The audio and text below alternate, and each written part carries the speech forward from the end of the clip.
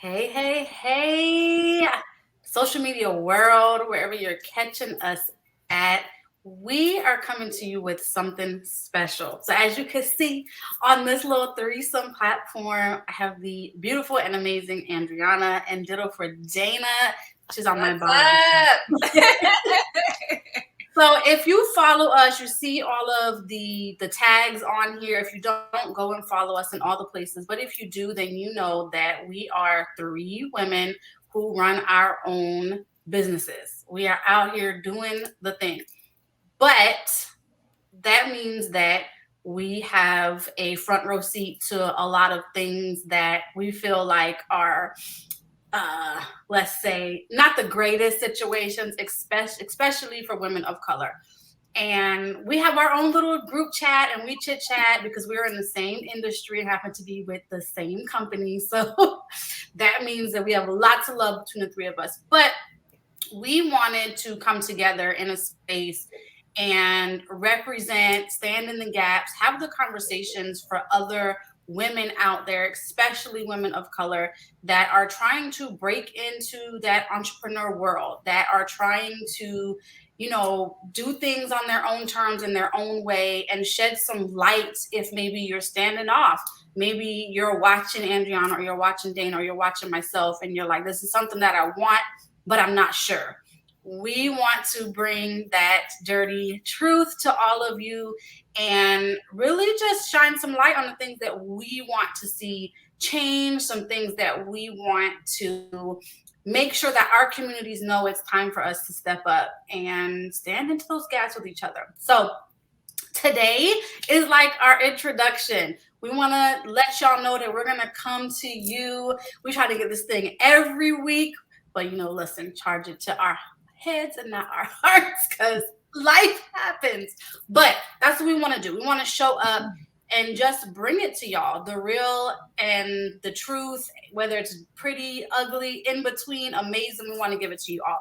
So today we're going to introduce ourselves, tell you how we ended up doing what we do, and we're just going to go from there. Just going to go ahead. So, Dayna, come with it, mama.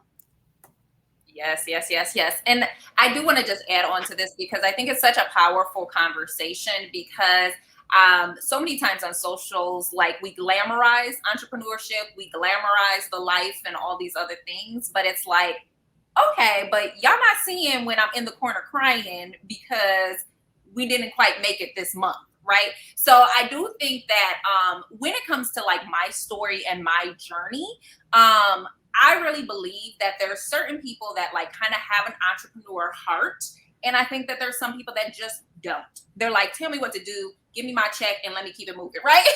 So for me, I have always been a dreamer. I have always been a hustler.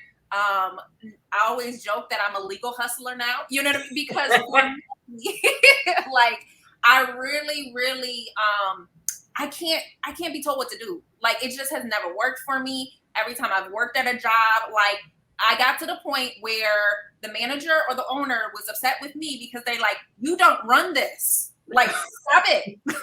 Right? Like this is mine. Right.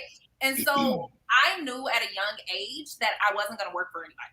I knew that like I had these dreams, I had these ambitions, and I couldn't have a limit. I had to be able to go even further than what the possibilities were.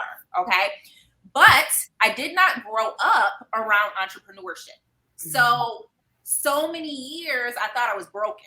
Like serious, like because what was presented to me was the academics, like what was presented to me was, the degree, do this, get the job, get money, right? So for so long, I fought this desire, right? And I remember, I think I was maybe 14, 15 years old. The industry came to my forefront. Some members of my family started getting involved into like direct sales companies. And I remember like soaking up all of the information because one thing that I do appreciate about the industry, whether you agree with it or you don't agree with it, is it's all about self-development, right? But I promise you is even if you never make a dime, if you do the self-development, you're going to be a better you. Okay, that's one thing that I'm sorry, to me, you can't put a price on that. And so I remember being young and soaking up this information and be like, oh my goodness, like business is where I need to be. Like this industry is where I need to be.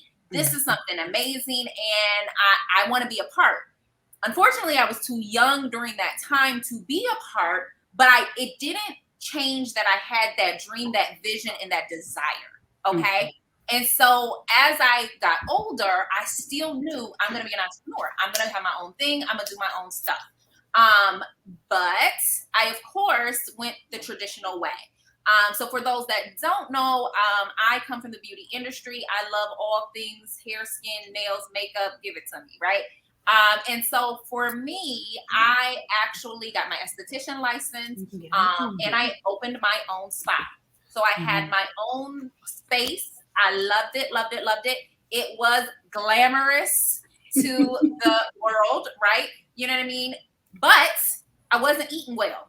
Okay. So the thing that people don't tell you is overhead.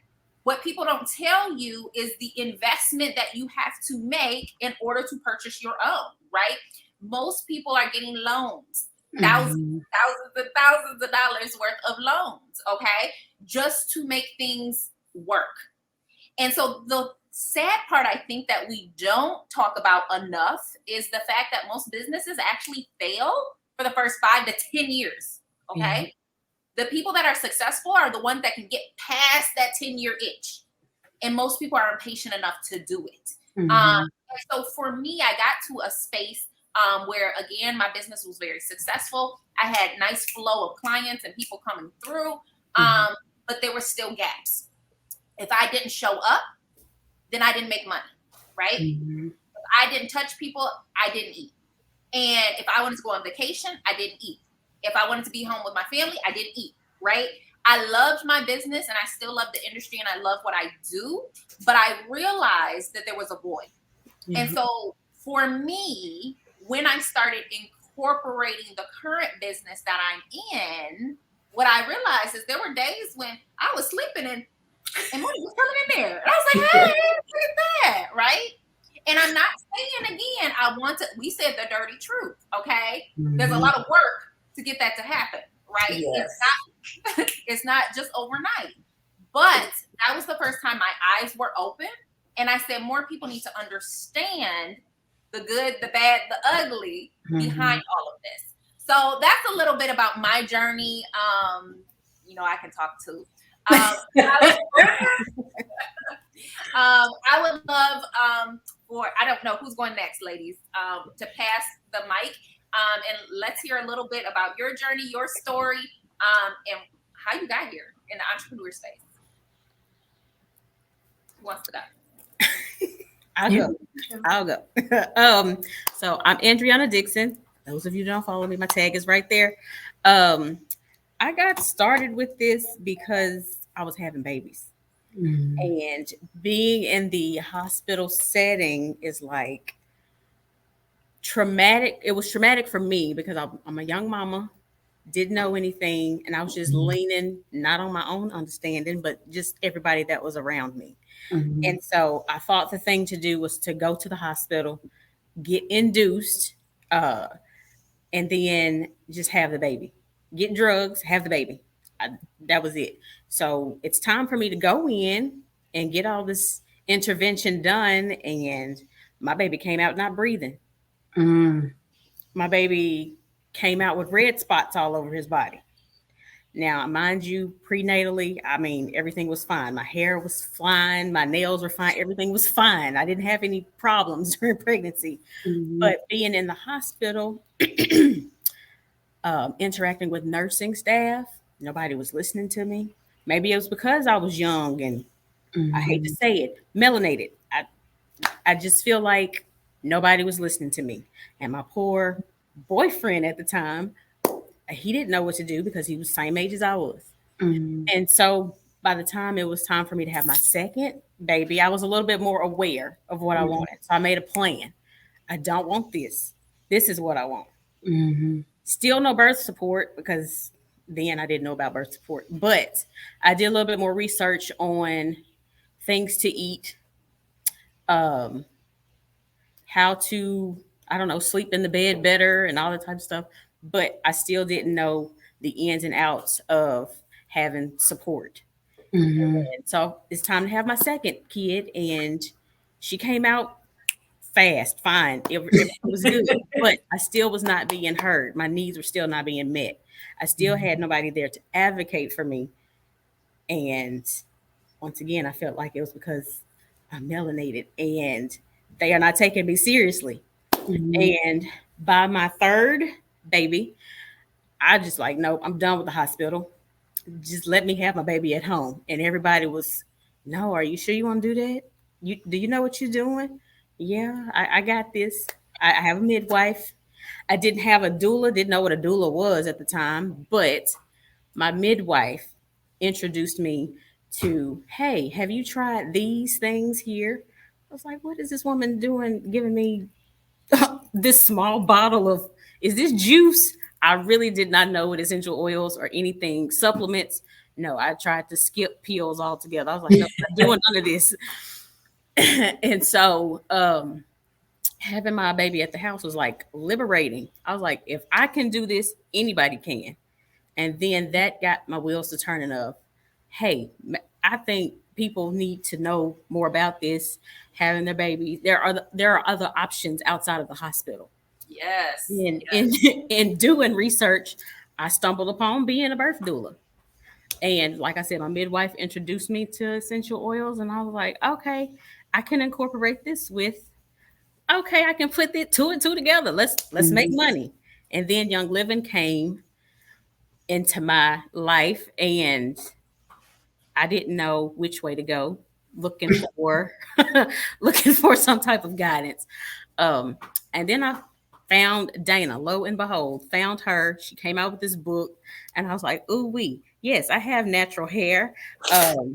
She making yes, that was the book that I found. Um, and it wasn't until a couple of years later that I just started having conversations with her, and here I am, birth doula, using essential oils and all of that. But that took like 13 years to get to where Whew. I am now. Yes. I love that though.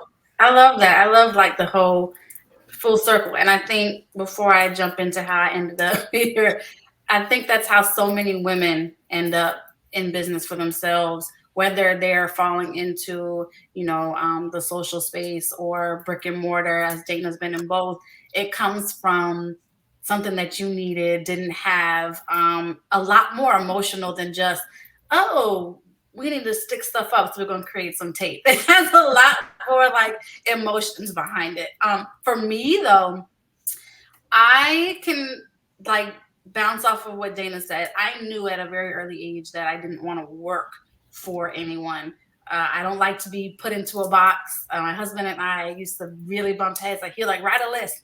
Nope, I'm not writing no list. I'm not making no outline because I don't like being put into a box. Like, let me just, if I need to go from 1 to 55, then I'm gonna go to 55 and I'll come back to 2 later. And so I did know, before having kids, I was like, I'm gonna be this big CEO. I'm gonna live in a penthouse that's not kid friendly. So, like, I had big dreams. Like, I'm a major dreamer, like Dayna, and so I was like, going to my own thing. I did go the degree route as Dayna. We have similar stories in that, where we in that generation where it was like elementary school, middle school, high school, college, get the degree, then do all the things. So I do have a marketing management degree. I fell in love with marketing because my high school was one that was built around business. So I did all the business classes. I'm somebody that loves to create like systems on her own, like do things outside of the box. But everybody knows, you get a degree, then they're like, oh, you have to have experience to have entry level. And it was like, okay, so how am I supposed to get that? I'm a military spouse, so that also played a part into how I was going to go with my career progression. So I was working with a company that, my husband was just like, listen, I just need you to get a job while you're finishing school, have some extra money on the side. And I'm like, all right, I'm not working no fast food. That was one of the adamant things that I had, because I remember doing that in high school. and I was on the front line, and I love people. Now, you will hear if you catch me on my socials where I'm like, I'm peopled out. I do have to come down from peopling, but I genuinely love people. I do love to have that customer interaction. And when I finally went to a logistical position, I was stuck kind of like where I am now at a desk by myself in the corner. That was like, I miss my customers. I miss interacting with people. I miss being of service to people, but I was also in a position where I could create systems. I was able to create systems, and I even had for us, it was a big army. I can't remember what his rank was at the time. Come down, and he wanted everybody across our company to run things the way that I was running, which was a huge boost for me because I'm like, I was getting a lot of flack within our store from management, and my management, I always felt like they had something out for me. There were a lot of reasons across the board that I felt like it, and a lot of it was you're a mom, you have a specific schedule, but I always said no matter what I did that I would not compromise being with my child. I only had one at the time. So that was a major thing for me. If my child is out for a spring break, honey, I need a week off. But I would get hit with that. I would have, can't your parents watch them, because we were still living where my mom and dad were living at the time. And my husband was stationed in Charleston, South Carolina. And so it would be like, can't your parents take them? Negative. Like, I am a grown woman with my own responsibilities, but I felt like being sick was a problem. You had to beg to take time off. I remember wanting to take my child for a Christmas vacation and them trying to cancel it. And I was like, I will throw the deuces and be out of here in a heartbeat, because that's not what's going to happen. Yes. So I know for me, no, girl, it was rough, and it makes it harder when this is supposed to be, in my case, a military friendly organization, and they just weren't. And there were things that I wasn't willing to compromise.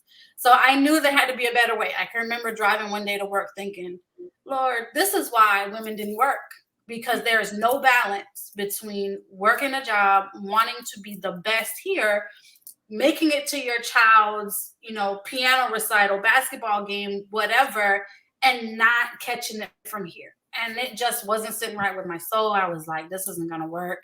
But I just didn't see any other way at the time. Being in the social selling industry, my mom did for a really long time, another company. And I remember seeing it, and it kind of just stuck with me. It wasn't ever anything. It was like Dayna was in the beauty industry, which I actually did when things were really hard at the job that I was with, tried to do it. But then this was in my early 20s. I'm, for whatever societal wants to call it, tomboyish. So I hadn't put a piece of makeup on my face ever.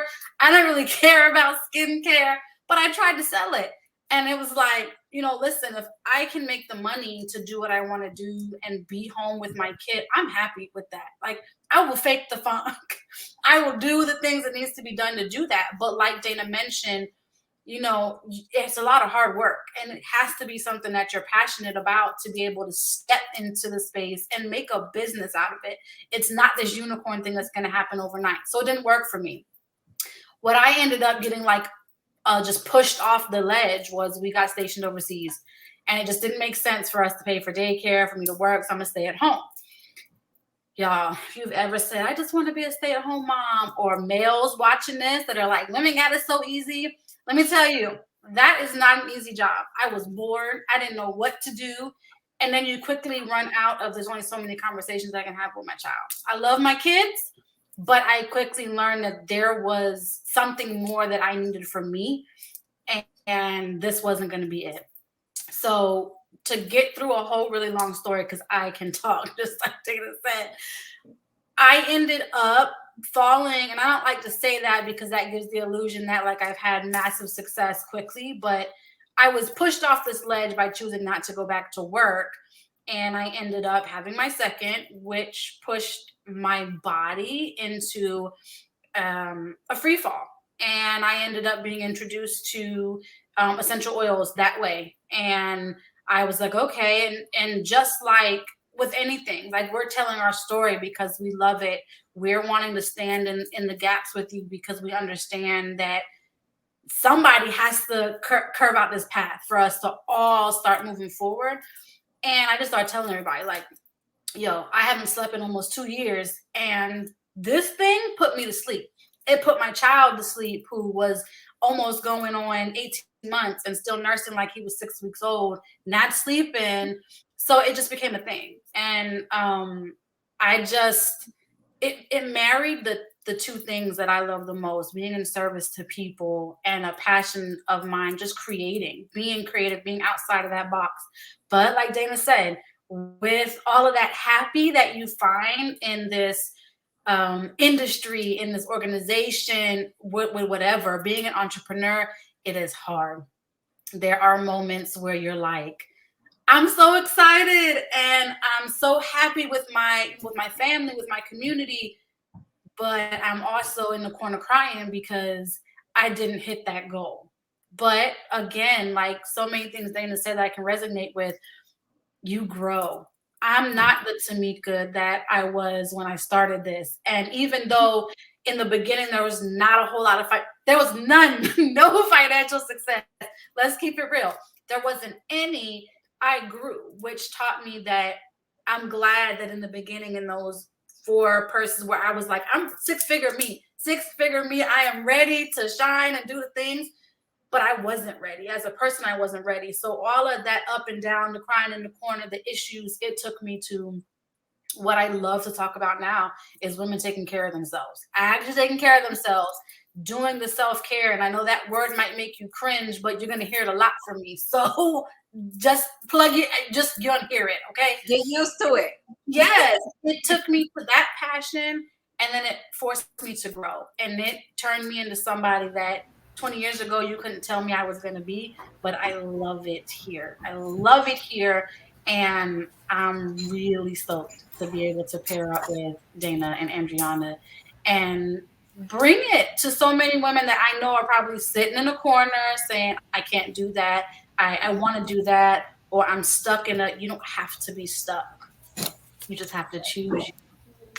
Yes, I love that so much. And if you are tuning in, please, please, please, if any of our pieces of our story resonate with you, let us know in the comments, right? Because I think one of the things that you guys are going to see throughout this is the power of community, the power of camaraderie when you are in the same space as someone else. Yes. I've also seen so many times in my journey where, because I felt so lonely, I was like, I must be failing. I must be failing. I must be failing, right? But when you can find other people that are like, no, that boo, this is part of the growing pains. Keep going, because victory's on the other side. I really, really think that you're going to propel to where you're supposed to be. So let us know in the comments. Make sure you guys chat with us. If you like an amen, I hear you, I feel you. We want to hear all of that. All of it. Give it to us for sure. For sure. Make sure that you go and follow all 3 of us, one of us, like Dayna said, wherever you're resonating, get there, because there's nothing like community. I'm like Andriana, Dayna found me. I don't know how long we've been following each other on Instagram, but we've been following each other for a while. We connected, met in person over the summer. And that love and community, that support, like Dayna said, that camaraderie is everything. So make sure that you're following us so that you can catch us when we are live, that you can catch these talks. We want to hear, where you're standing, what you're going through, because chances are there's somebody out there going through it if we ain't going through it. Absolutely. For sure. For sure. Love it. We kept it brief for y'all, and I know it was a little cryptic, but we want y'all to come back. I'm keep it real. We want you to come back and hang out with us. But these are the talks. We're gonna get to the truth, down and dirty, bear it all, lay it on the table for all of you ladies out there. And fellas, if you're listening for your vibe, we got you too. But we're gonna lay it on the table for you. Like I said, catch our lives, come and hang out with us, and hear the dirty truth about being a Black woman business owner. All right, y'all. All right, y'all. See y'all next time.